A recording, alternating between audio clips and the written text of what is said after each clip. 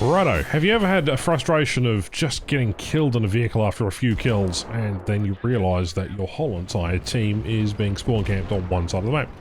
Happens to me frequently. And I wonder if it's not necessarily a case of spawn camping per se, but more a point of, well, most of the maps that Gaijin have designed are 3 lanes. Look at this map for example. There's A, B and C with 2 spawns either end, and it is a rather flat, depressionless map with only a slight bit of terrain advantage. I've just spawned in my Panther here, and I'm about to get shot at by about 3 tanks that I can't see. Now, I know the Sherman's there. Essentially, what is going on in War Thunder is, mid-game, you either push directly through an avenue, you cap a point and you drive straight to the enemy team, or you basically crumble and then you either go spawn camping or whatever. It doesn't really matter in hindsight, because the way that maps are designed in War Thunder really just is just utter trash, really. There's no thought to them. There's no areas where you can put yourself in a hull down position, or one team can put it in a little bit of cover.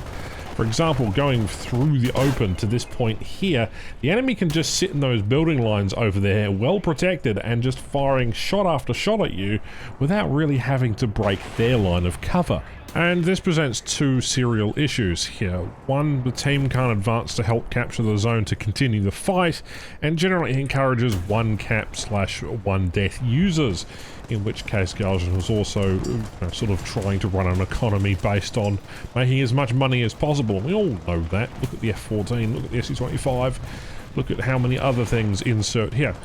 But the other issue is air spawn camping and close air support too. It's sort of a nonchalant sort of issue, but the biggest thing in the whole entire cycle of why people don't enjoy War Thunder, why they do enjoy War Thunder, is essentially because the maps are shit.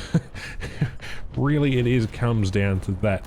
Whether they limit the traction on certain points or points of interest, whether the new maps have too much wide space and are designed beautifully. Like, the War Thunder's maps are designed really well in terms of an artistic view, but they play absolutely horribly in any kind of scenario. Especially when you have stuff like Ash River at 10.0 and you have less than maybe 1 kilometer to drive. I really think that should be a low tier map only. Stuff like that, for example.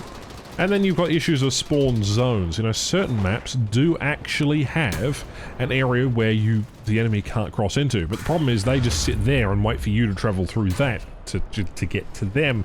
So it really isn't any benefit to anyone.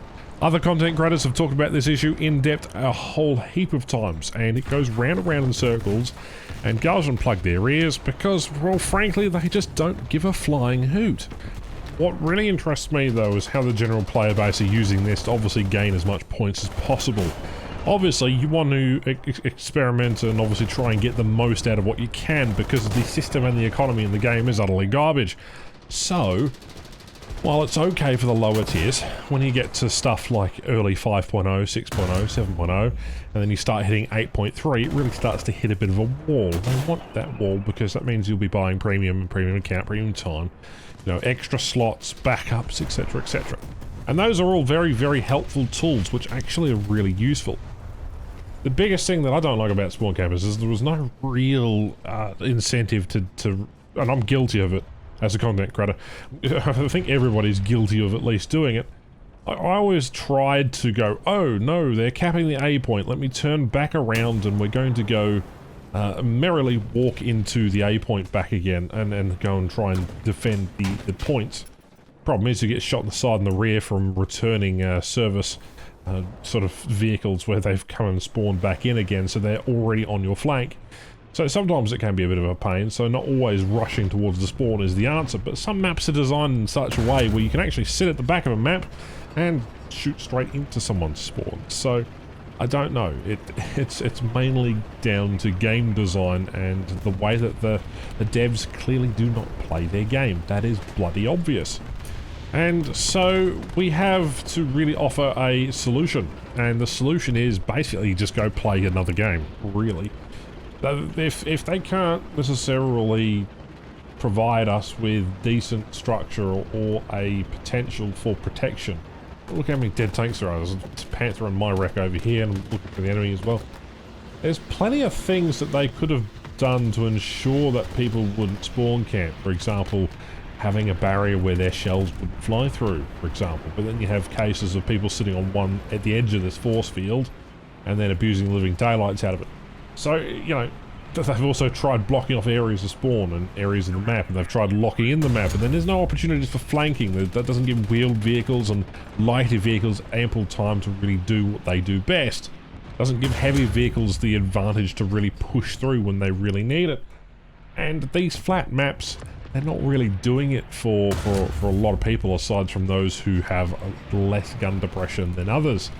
So, cough cough, Russia. And I know, this is sour coming from a pilot, but I primarily do enjoy playing ground forces. It's what I've been playing a lot of recently, considering I've got most of the aircraft in the game. I have no desire to really unlock another 7 F-16s and 30 F-15s and stuff like that. That's only going to get more tedious as time goes and passes, but, you know, just chilling out, just having a couple of games with friends turns into a monumental disappointment sometimes. And it's not to say that most maps are the same style of gameplay, but team deathmatch is a word that I would have exclusively used for air realistic battles, seeing most teams take off from one side, they climb to one side, and they engage each other about 4,000 meters.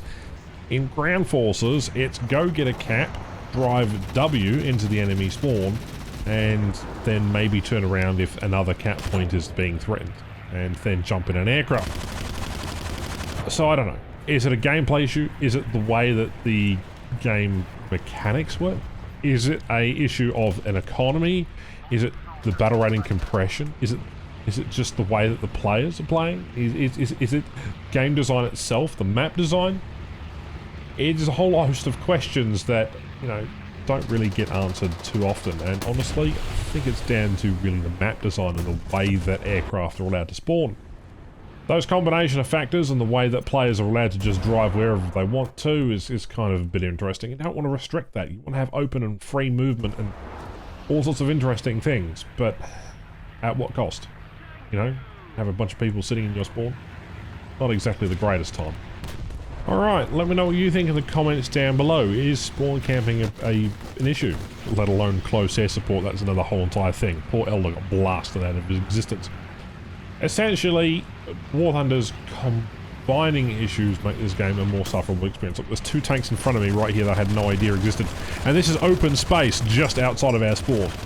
It's utter ridiculous. Come on, design maps better. Come on, Gaijin. Do a better job. They are beautifully designed maps. Your level designers make really pretty maps. But they're not fucking functional at all, are they?